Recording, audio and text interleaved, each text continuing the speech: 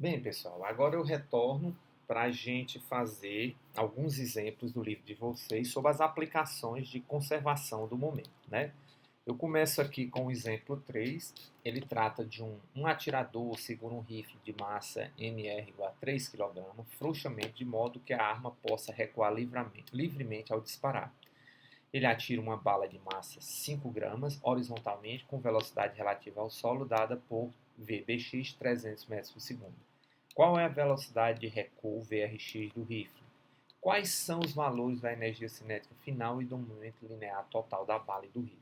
Então perceba que trata-se de um momento em uma dimensão, né? Um problema com momento em uma dimensão. Você só tem a bala se deslocando, só tem componente em X, certo?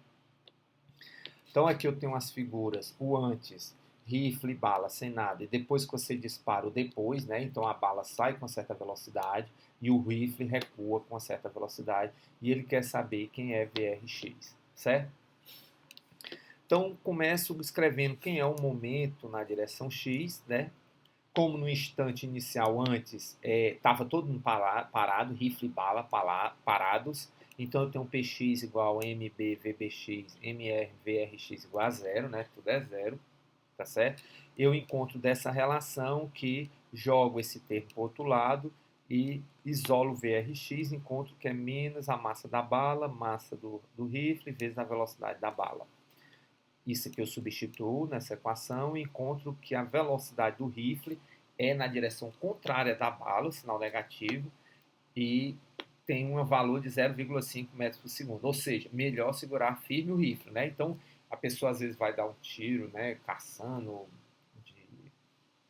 um clube de tiros, né? E não calça direito a arma no braço, né? Então, ocorre um supapo. Isso aqui, toda vez que vai atirar, seja de canhão, seja do jeito que for, vai haver um recuo por conta da conservação do momento, certo? O item B é quais são os valores de energia cinética final e do momento linear total. Então, eu calculo o momento da bala, certo? Que é PBX, né? A bala inicialmente estava parada, então como a variação no momento é exatamente, antes era zero, passou a ter 1,5 kg por metro por segundo, certo? A energia cinética é 225 joules, né? 1,5 de mb, velocidade ao quadrado, né? Eu tenho a velocidade, tenho a massa, então eu calculo. Aí a mesma coisa eu faço para o rifle. O rifle antes estava parado, e aí o seu momento, a variação do seu momento é o próprio momento no instante depois de atirado, né? Então ele volta com menos 1,5 kg e a energia cinética é 0,375 joules. Perceba aqui a lei de conservação sendo aplicada, né? O momento que a bala tem para frente é igual ao momento que a bala tem para trás. Ou seja, se você soma os momentos, vai dar zero, como era o momento inicial antes de disparar o tiro, né? Então, ou seja, aqui a lei de conservação do momento está bem estabelecida, você calcula e encontra ela se apresentando perfeitamente. Agora eu tenho o caso de dois cavaleiros que se deslocam em sentidos contrários em um trilho de ar linear sem atrito. Depois da colisão, o cavaleiro B se afasta com velocidade final de 2 metros por segundo. Aí, item A, qual a velocidade final do cavaleiro A? Item B, como se compara as variações de velocidade e momento linear desses cavaleiros? Então, resolvendo o item A, então eu tenho, antes da colisão, eu tenho os dois cavaleiros indo de encontro ao outro com as suas respectivas massas, com as velocidades 2 metros por segundo e menos 2, né? Respeitando aqui que o eixo X é da esquerda para a direita, né? O sentido positivo. Então, velocidade que está indo, positivo, velocidade que está voltando, negativo, certo? O momento inicial em x é a massa de A vezes a sua velocidade, a componente em x, massa de B vezes a componente em x, certo? Só tem componente em x, isso é um problema unidimensional, né, que facilita bastante. Então, eu faço o cálculo segundo a minha equação e encontro que Px é dado por isso aqui, certo? Então, o momento total do sistema é esse aqui. Depois da colisão, tenho mais uma vez um momento que a massa vezes a velocidade é A2, né? A2, esse índice 1 e 2 significa antes e o 2 significa depois da colisão. A mesma coisa para o cavaleiro B. Substituo aqui nessa equação, isso aqui dá px menos, boto os valores e encontro que o cavaleiro A, depois da colisão, vai retornar com a velocidade de menos 0,4 metros por segundo. E o cavaleiro B vai seguir com a velocidade de 2 metros por segundo, tá certo? De acordo disso o problema, né? O cavaleiro se afasta com velocidade final positiva, ou seja, na direção x positiva, certo? Aí a segunda pergunta, né? Como se compara as variações de velocidade e momento linear desses cavaleiros? Aí está aqui a variação do momento, do cavaleiro 1. O momento final menos o inicial, encontra esse valor, variação do momento de A, 1,2 kg por metro por segundo. Agora, variação do momento de B, o momento final, que é o depois da colisão, menos o momento inicial, antes da colisão, coloco o MB em evidência, faço essa conta e encontro 1,2 kg por metro por segundo. Perceba que o tanto que o cavaleiro A variou de momento tem que ser igual ao que o cavaleiro B variou de momento, né? Isso aqui não tem jeito. Aí por que esses momentos... Sim, primeiro pelo princípio de conservação, né? Que os momentos têm que se conservar. O que um ganhou, o outro tem que perder, né? Isso é um fato, tá certo? E aí a pergunta é, como se compara as variações de velocidade e momento linear desses cavaleiros? Aí o que a gente obtém é o seguinte, está aqui a figura antes da colisão, a colisão e depois da colisão, porque as variações de momento linear possuem o mesmo modo para ambos os cavaleiros, mas isso não acontece com as variações de velocidade? É uma pergunta para a gente responder esse item B aqui. Aí, como é que eu respondo isso? Primeiro, eu vou olhar para o impulso. Quando eu olho para o impulso é igual para os dois cavaleiros, que é a força Δt. Quando eles colidem, existe a força que B faz sobre A, que é igual à força que A faz sobre B em módulo. Né? Essas forças são iguais em módulo da terceira lei de Newton. Ou seja, o ΔT também é o mesmo, ou seja, os dois sofrem o mesmo impulso. Se eles sofrem o mesmo impulso, a variação dos momentos deles tem que ser iguais, né? O P depois tem menos o P antes tem que ser igual ao impulso J total aplicado no sistema. Então, pela terceira lei, as forças são ação e reação, são iguais para os dois, e o ΔT são os mesmos para ambos os cavaleiros. Então, consequência, os dois sofrem a mesma variação de momento. Agora, quando se olha para a velocidade, aí é diferente, porque força igual a massa de aceleração, acelerar a força sobre a massa, eu encontro que a definição de aceleração é ΔV sobre ΔT, ΔV é a ΔT, substituo A por força sobre M e eu vejo que a variação de velocidade é a força vezes ΔT, que é a mesma, mais o inverso da massa. Então, o corpo que tiver massa menor vai sofrer uma variação maior na sua velocidade. Portanto, como os cavaleiros têm massas diferentes, eles vão sofrer variações da velocidade com intensidades diferentes. Então, ambos os cavaleiros estão sujeitos ao mesmo impulso, portanto, experimentam variação de igual módulo no momento. No entanto, a variação da velocidade será maior para o que possuir a menor massa. Um exemplo acontece quando um caminhão colide contra um inseto. O motorista do caminhão não sentirá nenhuma aceleração resultante, mas o inseto certamente sentirá. Né? Isso é um fato. Então veja que o momento varia da mesma intensidade, mas as velocidades, como dependem da massa, variam de formas diferentes. Um outro problema é o exemplo 5, né? Que dois robôs em combate deslizam sobre uma superfície sem atrito. Está aqui os dois robôs, né?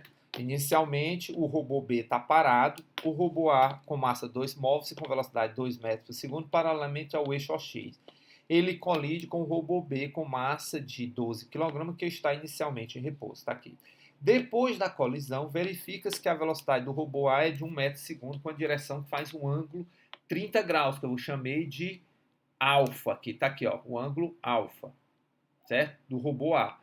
E qual é a velocidade do robô B? Então, após a colisão, o robô A sai nessa direção, formando um ângulo alfa com o eixo X, e o robô B sai com o ângulo beta com o eixo X.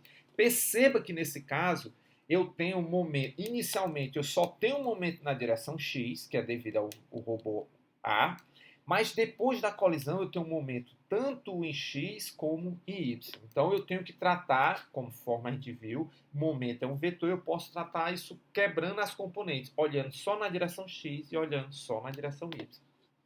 Então vamos lá, antes da colisão, qual é o momento que eu tenho? Só o momento de A e ele é todo em X, porque a componente da velocidade do robô A é paralela ao eixo X. Então tá aqui, ó. robô só tem massa de A vezes VA1x. VA1x é o próprio VA1, né? Que é 2 metros por segundo. Tá aqui, ó. Encontra o momento do sistema antes da colisão. Porque o momento do sistema é exatamente o momento de A, porque B está parado. Depois da colisão, eu tenho o robô A tem uma componente em X, que é essa aqui, e tem uma componente em Y. Qual é a componente em X, direção X, do robô A? Está aqui. Substituir. Qual é a do robô B? Está aqui. Eu não sei, né? Eu tenho que descobrir. Tá certo? Mas eu sei que ela é dessa cara aqui, porque tem um cosseno essa componente aqui, ó. Então ela é cosseno ao ângulo beta, né? Cosseno de beta. E na direção Y eu tenho a parte de A, que está em Y, está aqui ela, ó. Certo? Aqui é a cara dela. E a parte de B que está em Y, certo? Que eu tenho que descobrir. Essas duas são incógnitas que eu tenho que descobrir. Essas duas eu já tenho, né? Porque eu sei quanto é a velocidade de A depois da colisão. Ele me dá o ângulo e me dá o módulo da velocidade. Portanto, utilizando essas informações, o que aqui tem? Conservação do momento na direção X. Aí eu vou lá. Conserva-se o momento em X. O que é o momento em X? É a massa de A vezes a componente de A na direção X, massa de B vezes componente de B na direção X, massa de A vezes a velocidade de A na direção X depois da colisão, a massa de B vezes a velocidade de B2 depois da colisão. Então, como a gente sabe, esse termo aqui é zero, que esse cara estava parado, então já coloquei aqui, sobra só esses dois termos. Isolo o que eu quero encontrar quem é a velocidade de B depois da colisão, né? Joga esse termo para o outro lado negativo, depois divido por MB, né? Essa fração aqui, e encontro quem é VB2x. Substituo os valores, encontro que VB2x é 1,89 metros por segundo. Aí agora vou olhar para a direção OY, né? Momento em Y. Aí olho para todos os momentos em Y. No início, antes da colisão, não tem nenhum tem momento em Y. Lembra-se que o robô A está totalmente na direção X e o B está parado, então não tem momento em Y. Então é zero o momento em Y aqui, ó. E o depois da colisão é a parte de A na direção Y e a parte de B na direção Y. Está aqui, ó. Parte de A na direção Y, que é positiva, e a parte de B na direção Y, que é negativa, né? Aí, resultado. Isso aqui eu jogo para o outro lado, isolo VB2Y, dá menos isso aqui sobre MB, que vai me dar menos 0,83 metros por segundo, que é coerente, né? O momento de B está para baixo, o eixo Y está para cima, ele é negativo, tá certo? Então, pelo princípio de conservação, encontrei quem é VB2x e VB2y, tá certo? Como se trata de eu encontrei as componentes da velocidade, eu preciso agora compor o meu vetor velocidade, que é o que ele perguntou, né? Ele quer saber qual é a velocidade do robô B. Quando se pergunta uma grandeza vetorial, aí eu vou lá, usando a notação vetorial, que o módulo de B2 é a raiz quadrada do quadrado da soma dos quadrados das componentes, substituo, dá 2,1. A tangente de beta, eu não sei quanto é o ângulo beta, mas o beta é arco tangente disso aqui, que me dá menos 24 graus. Ou seja, negativo aqui é só porque ele está apontando com relação ao eixo X, negativo, né? Está descendo, contrário, não é no sentido anti-horário, né? É no sentido horário. Então, desceu, ele é menos 24 graus, então está aqui o meu vetor, foi calculado corretamente. Aí aqui, para finalizar, a gente vai fazer uma análise da conservação. Para saber se meu resultado está correto, eu vou provar que os momentos se conservam. Aí escrevo na direção X quem é o momento antes, o momento depois, calculo cada um deles e vejo que o momento antes é igual ao momento depois, como eu havia falado no caso do eixo X.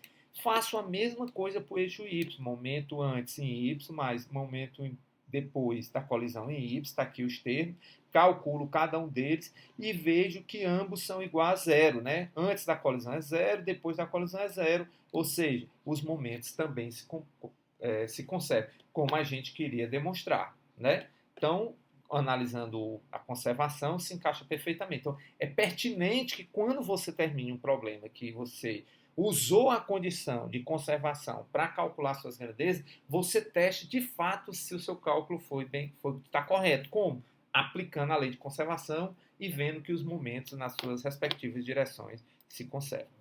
Tá certo? Então, eu vou ficar por aqui. Na próxima aula, a gente começa a falar das colisões elásticas e inelásticas.